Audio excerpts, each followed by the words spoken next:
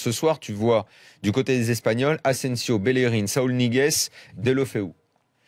Face à eux, tu as Donnarumma, un des gardiens les plus convoités aujourd'hui. Rugani, remplaçant à la Juve, mais qui est appelé à devenir titulaire.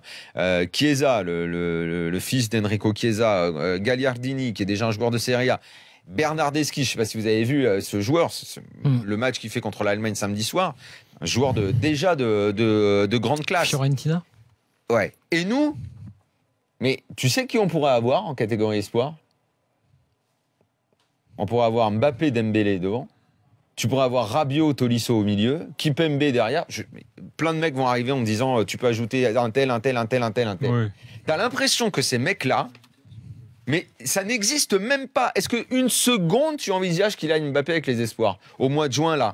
Non, parce que nous, on va toujours trop vite. Ah mais déjà, le problème, c'est qu'on n'est pas qualifié de toute façon. Non, mais d'accord. Mais est-ce que tu as mis en place un processus pour faire en sorte que ces mecs-là, déjà, commencent en équipe de France par le biais des espoirs et non pas dans les catégories de gamins où ça sert à rien, les U20, les U17, c'est très bien, mais c'est pour développer le jeu, ces catégories-là. Là, avec les espoirs, tu développes déjà l'esprit de compétition. Il y a un cheminement. Sauf que nous, on saute les étapes. Un mec comme Rabiot, il est éduqué footballistiquement à se dire, attends, moi, soit je joue avec Léa, mais je vais pas aller me faire chier avec les gamins.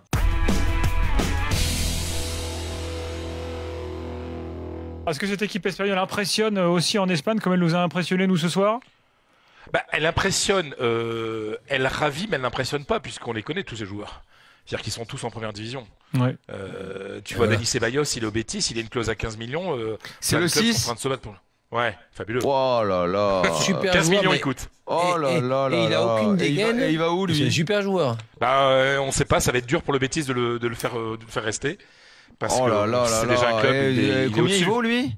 15 millions, la clause. Ah bah Bordeaux. Zubizarreta, il dorme ou quoi, là? Bah oui, mais bien sûr, moi je comprends pas des fois.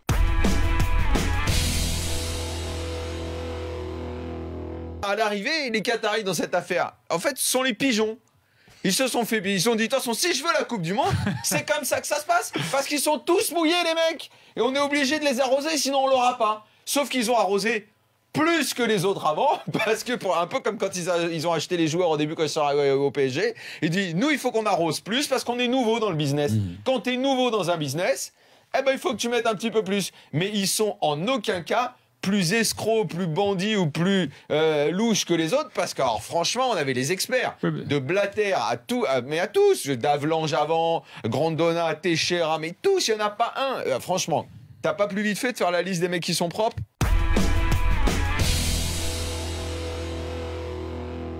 Il y a 2 millions d'habitants au Qatar, dont 125 000 seulement ont la nationalité qatari. Mais c'est pas pour le Qatar, la Coupe du Monde, c'est pour le golf.